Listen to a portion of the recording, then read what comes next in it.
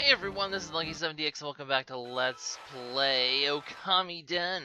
In the last episode, basically Kurow came back. He came back from his little self-explanatory journey stuff and Manpuku went home. So no more Manpuku, we have Kurow. Now it's time to go face Orochi, as we promised Shiranui.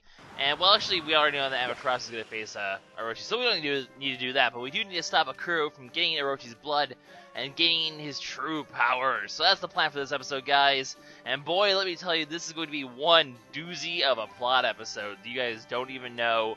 Stuff is going to happen. But you'll be seeing that soon enough, of course. We have this winding staircase again, a second time in this game. How exciting. I mean, I do love the staircase. It's so unnecessary. It's so stupid. But at the same time, it does build up a nice bit of hype, because you know we're going there. Oh, look there. There's Orochi. Just sort of chilling out there in the distance. Amaterasu, and they don't even show the battle on screen. They don't even show Amaterasu on screen. They did before, but this time they're just like, whatever. You don't need to be seen on screen. Then they have this segment, which is the exact same as what we did before with Susanoo, where we just sort of help them cut the thing. So, kind of a bit repetitive. I mean, he does the exact same move. It's the exact same thing all over again from what we did like not even 10 episodes ago, which is just a little bit ridiculous. But, you know, that's just the way things work sometimes. Anyway, going to continue to slash through all of his heads like a badass, just cutting him down. We already know how this goes. We already did this before. It's just Nagi instead of Susanoo. Who cares? Is Nagi even wearing his legendary armor? I can't really tell. It's kind of hard to tell. He's wearing a similarly colored shirt, that's for sure, and some very not stylish blue pants. Dude, your pants are a little weird. We're gonna go with weird. Weird sounds like a good adjective there. Anyway, just keep going on, cutting all those heads, all of those poor heads. What did they ever do to you besides try to brutally murder you and everyone you love? Yeah, something like that. So this should be the last one, if I remember correctly. Now, there is one difference between this one and the last one. Maybe, I guess, Susanoo is stronger than Nagi, so he doesn't need his help for this. But we actually need help with his final move, his Celestial Cleaver sort of move. I always love that epic pose that Nagi and Susanoo do with the Celestial Cleaver, where just that pose is just really amusing. Anyway, so he's gonna cut straight down. We actually need to help cut this one. So draw a nice straight line downwards, and Orochi's dead. The end. Like, that was really very tough. I mean, we already knew that wasn't going to be very difficult. So there we go. Orochi has fallen. The world is safe, but not really, because we still have to stop Akuro, and that's going to be the hard part, certainly here. Because, well, he already knows that we're probably going to ambush him. We've already tried once in the past. Perhaps he might be a bit ready this time. Anyway, Nagi's celebrating. Amaterasu, once again, not even on screen in the slightest. Poor Amaterasu. But Nagi's defeated Orochi. All is well. The game doesn't really focus on Nagi that much, or any of his backstory. No one really cares about Nagi that much. But here we go. We're sitting here, we're waiting for Akuro to show up. And, well, that might be him right there. Giant evil portal. Quite possibly the fourth dark... Wait, that's a rock. That's a rock. And he's going for Nagi. He's trying to fight, he's trying to kill Nagi as a distraction. Which kind of works, because, you know, we're going to save Nagi's life. This is kind of important. He's kind of a big deal. So, oh wait, no, we don't save him. That's not true. Shiranui saves him. And that is Shiranui, not Amaterasu. Well, actually, completely. I always think it's always Chibi does it, but no, Shiranui does it. He shows up. He looks so bored over there. Shiranui, you just get beat up. You're already really weak, and yet you're taking boulders for this guy. You are truly a trooper, Mr. Grandfather Duder. And the Shaku's like, you better get out of here, buddy. So yeah, this rock basically almost kills Nagi. Shiranui saves him, thus showing that Shiranui is not a bad guy like the people from the past thought, and that he is indeed a good guy. Anyway, after that attack, Akuro shows up. He's all angry and badass. He's going straight for Orochi's blood. All the rocks are crumbling now, though. He's kind of causing a bit of distractions. Actually, I'm not sure if it's Akuro who causes this, or it's just the fact that Orochi got defeated that causes this. I think it's Akuro. At least that's the plan. Kurow, watch out! There's a rock in your way!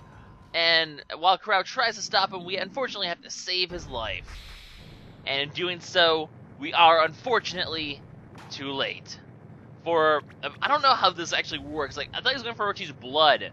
And then he goes in the little shrine thing in the center, and then he accomplished his goal. So apparently the shrine thing in the center is his blood. That's a bit weird, I suppose. Would you actually need, like, actual blood to bathe in? There's no blood there. It's a shrine, for goodness sake. But no, unfortunately, we have failed. Akuro has, of course, gained his full power. Of course, we're gonna fail at some point. And Kurow, what are you doing, Kurow? No. Where are you going now? No, Kurow. Kurow, we just got you back last episode. What are you doing? No, we're gonna go together. Go together. No. And so he follows Akuro. Yeah, that's smart, you know. Oh, Ultimate Evil just got his full power. Let's follow him alone. What is Kurow up to? Unfortunately, it's not safe to stay here, so Chibi's have to be forced to make a retreat. What is Kurow doing? We don't even know. Unfortunately, Shiranui, having saved Nagi and taken the damage to the rock, he's in pretty bad shape. He is pretty injured. He's kind of almost dead. So, what, Shiranui, will you survive? This part of the game right here is one of those. This actually gets pretty sad because, of course, you know, this is the episode basically where good things are not going to happen. Akuro's gotten his full strength. Shiranui is dying, and then, of course, just when things can't get any worse, Akuro shows up again to cause some havoc. Because now he has his proper vessel. Well, he doesn't have it yet, but he has his full power. It's really creepy. He has, like, his eye is his teeth. His teeth are eyes. I don't even. But then he just starts spamming meteors across the world. Chibi watches on as Nippon gets destroyed by Akuro's wrath of darkness. And also, there's an interesting little tidbit here. The meteor, apparently, is the reason why these runes are hidden.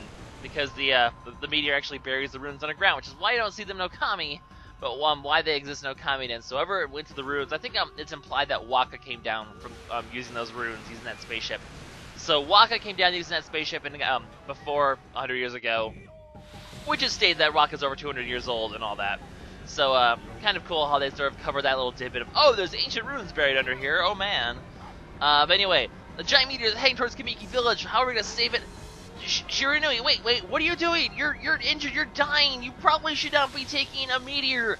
And Shiranui sacrifices himself to save Kamiki Village, to save Nagi's life once again, and that of his grandson.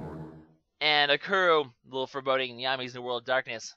And this is rather appropriate because what has Akuro done? His first act of coming to true power, he's taken down the god of the land, basically. Because, you know, Shiranui Amaterasu, the god of the sun, is now been defeated by Akuro. The ultimate light has been defeated by darkness. Things are looking pretty bad for Nippon. But unfortunately, this scene wants to make me cry every time. Because everyone's like, Shiranui, you're a good guy. He sacrificed himself for us. He put all of his energy into saving us all. And he's not gonna survive. And Chibi, he's so sad. He's like, I'm sorry, I can't save you, Grandpa. And they have this moment where they're just like, he's just like, it's okay, Chibi. It's okay. And then he dies. And everyone just, my god, like, even now, having seen this scene like 3 times recently, like, I seriously, like, still want, like, this scene really gets to me. Just because that one moment where Shiranui and Chibi just look at each other, and Chibi knows he's about to die, and Shiranui's like, it's okay. And then everyone's like, this was Amaterasu, and for those of you who are like, why are they different genders? Same god, different incarnations, thus lets them have different genders. And then this moment right here, Chibi's like, he just walks away, he's like, I am going to go murder that freaking Akuro. Chibi is pissed. Like, Chibi is usually a pretty laid-back guy, and you can tell in this scene, he is legitimately pissed. And so is Ishaku. Obviously, you know, his partner was just killed by Akuro, so it's time for Team Vengeance here. Chibi, avenging his grandfather. Ishaku, avenging his partner. He shall be our final teammate. And now, the epic music starts as we make a mad dash to the Moon Cave to fight Akuro in a final battle, because he wants to fight the Child of the Sun.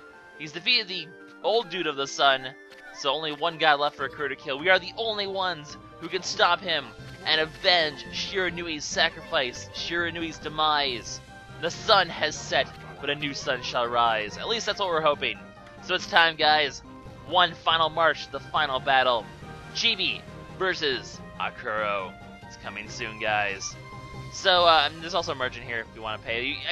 I mean, we're back in here, but as you can see, we can't actually warp back Apparently things are too urgent to warp back, so we cannot warp. It was indeed a point of no return back to the Moon Cave. For those of you who are like wondering, whoa, it wasn't a point of no return, you can warp. Nope, no warps available. You have to do all your warping before you go into the Moon Cave the second time. Like I said, it is in fact a point of no return. And so is this technically. You can't, if you miss anything in Kamiki Village from 100 years ago, you can still pick it up, but you need to pick it up now because if you leave here, you're gonna go straight to the Moon Cave and you won't be able to go back. So it's gonna warp us all the way to the Moon Cave, which is kind of nice. Don't have to walk all the way there at least. You can buy stuff from this guy if you need to. It's kind of funny actually how he's like, thank goodness Orochi's dead. All that tribute was being paid to him. Now I can keep all the money for myself and make a profitable business. Oh man. But yeah, so we're gonna go ahead and enter the Moon Cave one more time to fight Akuro, or at least that's the plan. As you can probably tell from the time of the video, it might not necessarily go according to plan, but I do love this part where it's just like an epic run. Chibi and Shaku make this epic run. They're fueled by vengeance and anger. They shall take down evil. At least that's what the music implies. However, this is not the happy episode. Things are only going to go worse from here. Chibi's grandfather died, and things are only going to get worse. Because there's a kid up there, and you can recognize who that kid is. It's Kuni. After all this time, after how far we've come to find him, we finally found him, but not like this. Because you can tell, an evil aura. Akuro needed a vessel, and that vessel was Kuni. Thus, not only is Chibi's grandfather dead, but now Chibi must fight his best friend. Chibi, you are getting so many bad things happening to this episode. I feel so bad for you, man. But yeah, so, and then things aren't even going to get worse, because Kurow is here as well. Not only has, well, Kuni hasn't betrayed us, he's possessed by Akuro. He's and then Kurow has also betrayed us. Kuni and Kurow, the two closest friends we've had throughout this entire game, are now our enemies. Just holy shit, mind-blowing, crazy. Why? Why is this game being so mean right now? Things really are going horrible. We've lost Shiranui. Kuni. Kurow is bowing to Akuro. Kurow has submitted to Akuro. Why have you done this, Kurow? What reason do you have for betraying the light, Kurow? What did that pendant tell you that drove you to this betrayal? I mean, it's not really clear if he planned it beforehand or if he was just like, okay, Akuro won, we're gonna go join the winning side. And to make things worse, he resurrects all the past bosses, or at least the main four that we fought, not the one that Manpuku fought, but the other four. He resurrects those bosses apparently as well. And then, just to rub salt in the wound, he goes on, and I love Kuni's evil sprite, by the way, as well. And here's where Kurow is actually going to explain for us that, I love this part right here, just because he looks at it, and it's like, he needs, yes, he means Kuni. No shit, Sherlock. You don't say. So, apparently, just to rub salt in the wound, Akuro points out how he has always been manipulating Kuni from the start, and because of this, Chibi's actually been helping him the entire time. All those bosses we defeated, all those people we saved, that was only helping Akuro because Akuro needed those vessels defeated so he could control them and regain his power. So all this time we've been working to restore Akuro and find him his perfect vessel. All of this time, everything Chibi's done, all the help he's gotten, it's all been for evil. It's all been to help Akuro take over the world. We have been used and abused. All the bosses are back. All our friends have betrayed us, or at least, our closest friends have betrayed us. Our family is dead. How is Chibi gonna get out of this scrape, guys? Everything. This must just suck. Where you just sit there like, everything I've done is a lie. Everything I did, all these good things I was trying to do to follow in my mother's footsteps. All I've done is cause the evil she defeated to retake over the world. That's just horrible. And we get this scene where, just very symbolic scene where Chibi's chasing Kuni like he has all game, and he falls into the darkness, and loses Kuni. He's lost Kuni. He's lost his best friend. His other best friend has betrayed him. Just, this is really overwhelmingly, shitty for him.